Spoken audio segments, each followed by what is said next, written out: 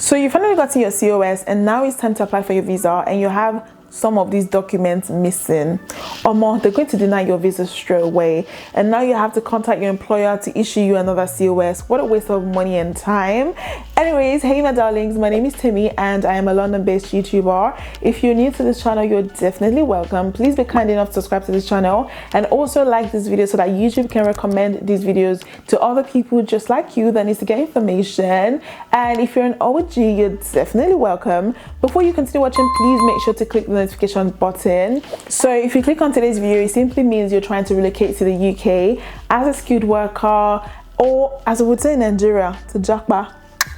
Anyways, if you want to know the documents that you need to apply for your visa and your COS, then definitely keep on watching. So before we start, please do make sure to have your pen and your paper and maybe a bottle of water just in case you're thirsty. So first, I'm going to start with the documents that you need to provide your employer for them to be able to issue your COS for you. And I'm not going to explain until we get to like the documents that you actually do need for applying for your visa, which obviously they are kind of similar, but then yeah, you're gonna get the gist later on. So you need your valid passport, proof of English, degree certificate, your police clearance. You also need your TB certificate, and as well you need an affidavit just in case it's necessary. I mean, you might have a change of name in one document and another document, so you need a backup proof that you bear the same name by having an affidavit. So that's settled. That's the documents you need to provide your employer. Now, the documents that you need to apply for your visa, guys, this is really important. So if you did not write the list of documents for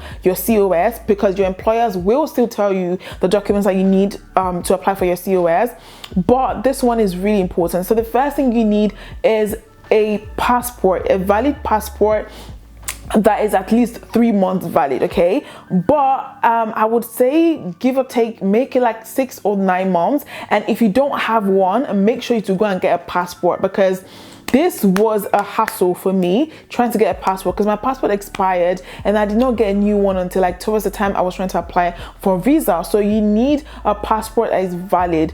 And another thing as well is you don't want to get into the UK. So say for example, yeah, your passport is valid for like 3 months.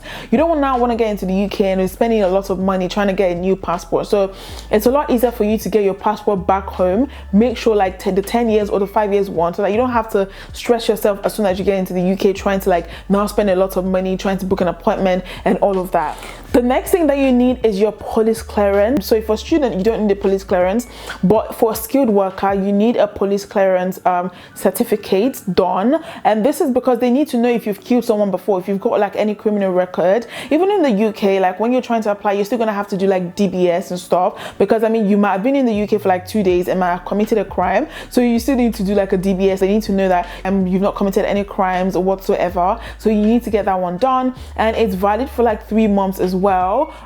So you definitely need your police clearance to apply for your visa. Another document which is very, very important, which even should be like the top list as soon as you've gotten your COS, is your bank statement. So you need £1,270 in your account. Now you can use Oanda. I'm going to leave the link in the description box below. You can use Oanda to calculate how much it needs to be in your account in Naira. For me, I had like 750,000 Naira in my account, so I was using the $1, like I was checking every time. And apart from like having 750, that was just the amount I put in my account, right, which is obviously over £1,270 with the Rwanda calculation. But at the same time as well, I had like extra money, so in total I had like 900,000 plus, because I knew that no matter what happens, even if the exchange rate skyrocket, it's not gonna be more than like 700, 800 at least and stuff. And as well, like I was making transaction, because me, I am a buyer, if you know, especially my perfume collection, I was buying things like occasionally, because you don't want to just put the money in their account, because then they're going to be thinking, oh, why is the money just dormant in your account? Like, you're not making any transaction. You need to make transactions so that they know that you're the owner of the account. You can have the money for like a month, for 2 months and stuff, but it must not be less than 28 days. Okay, for example, let's say you're applying for your visa on the 1st of February. You need to have have had the money in your account since like the 1st of January. So, and the only reason you would not need a bank statement is if your employer is standing for you, that they're going to fully sponsor you in the UK. Of course, it's going to be your COS as well. So in that case, you don't need a bank statement. Another document you need to apply for your visa is your tuberculosis test certificate. This is also very important because they need to be sure that you don't have any tuberculosis. This is valid for like 6 months, so you can get your tuberculosis done in maybe 3 months before your visa application, but it's advisable that you do it at least a month before you apply for your visa. So maybe when the money is in your account and the money is still running and stuff, you can then go and do your TB test, because it's very important. If you don't have a TB test, they're not gonna issue you a visa. Another document you need to apply for your visa, which is extremely important, is your COS, because why are you applying for a visa if you don't have a COS? COS means certificate of sponsorship. So that's like the company that is sponsoring you, they're going to issue you a certificate and stuff, and that's what the Home Office will see and be like, okay, you have the right to go and work in the UK, you have an employer in the UK. And on your COS, there's going to be your COS reference number, your job title, annual salary, job occupation code, name of employer, the sponsor license number as well. Because when you're applying for your visa, when you're filling the form online, it's going to ask you for certain things, like some of these things, like example for your COS reference number. So you need to have a COS before you apply for your visa. So another document that is extremely important to apply for your visa is your proof of English. You can use either of these things, either ECTIS, which is previously known as NARIC. You can use GCSEs and IELTS as well. And guys, I'm begging you guys, make sure to get the right information about the right IELTS to do, because where I work, we've had different situations where people's visas were denied because they did the wrong proof of English. They did the wrong IELTS and stuff. So you need to find out properly when you're applying for your IELTS exam. Maybe contact them. Yeah, I will leave the link in the description box below for you to know the right proof of English to do. I think they call it CEFR, like CERFR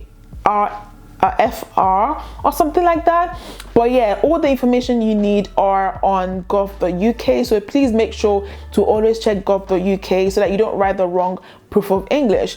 Now, if you've also got GCSE, so for example, you came to the UK when you were underage and you went to secondary school in the UK, you can use your GCSE results as well as proof of English, because that's exactly what I did. I lived in the UK before and I had my GCSE results, so I just used that as proof of English. And you can also go through ECTIS, which is also known as NARIC. So that's like evaluation of results. So if you've got your BSc results and stuff, you can apply online. The link is going to be on the gov.uk website as well, so that it takes a couple of days. You can pay for express as well, depends how fast you really need it. So instead of writing IELTS, because that's actually even more expensive, you can just do ECTIS, just do evaluation of results.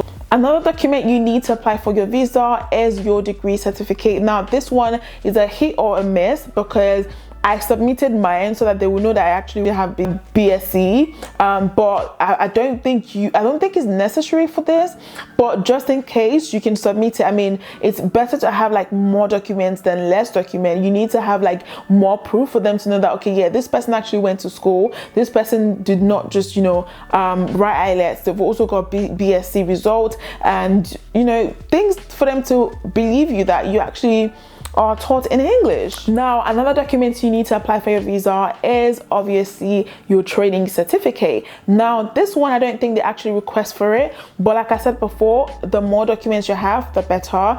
It just makes them feel like, you know what, this person has done training, this person has more than enough training to be in the UK, to work as a healthcare worker, to work as a media, whatever job you're coming to do in the UK and stuff. It just gives them peace of mind that you're not going to come to their country and be a nuisance, that you're gonna come to the country and work because you have your training. Because when you do get to the UK, they're still gonna train you more, but at least have a basic training on what healthcare is about and stuff. And yeah, Now, the last two documents you need to apply for your visa is your document checklist. You need to make sure to take your document checklist with you. So it's either you submit your documents online or you take your documents with you to the embassy where they would scan it for you and then, you know, do everything for you like I did for mine. Guys, I am begging you, make sure you go with your document checklist before you go, because probabilities are you might not have a place where you're going to print, especially if you're what's it called, if the place you picked is VI, that place is a residential area. But if it's like Ikeja, there are a lot of people there where you can print, you know, quickly print your document checklist. But for sanity's sake, so that you don't keep rushing up and down, make sure you have all these documents. And also you need to print out your receipt as well with you, because I feel like they need to see that you've made payment and you're not just coming for coming's sake. I mean, I feel like you're gonna pay already online anyways. But yeah, so those are all the documents you need to apply for your visa. If there's anything I'm missing out, please let me know in the comment section down below. And again, please make sure to like this video so that YouTube can recommend me to other people. I mean, if you found this video helpful, it only makes sense for you to help me and like this video, okay? And yeah, so if there's anything else you guys want to see or want to know, let me know in the comment section down below, or just send me a DM on Instagram and I will reply to your comment. And yeah, so it's a wrap. I feel like I'm rambling too much now. Anyways, I will see you guys in my next video, because I really want to see you guys in my next video. Until then, stay easy breezy and stay beautiful. Bye.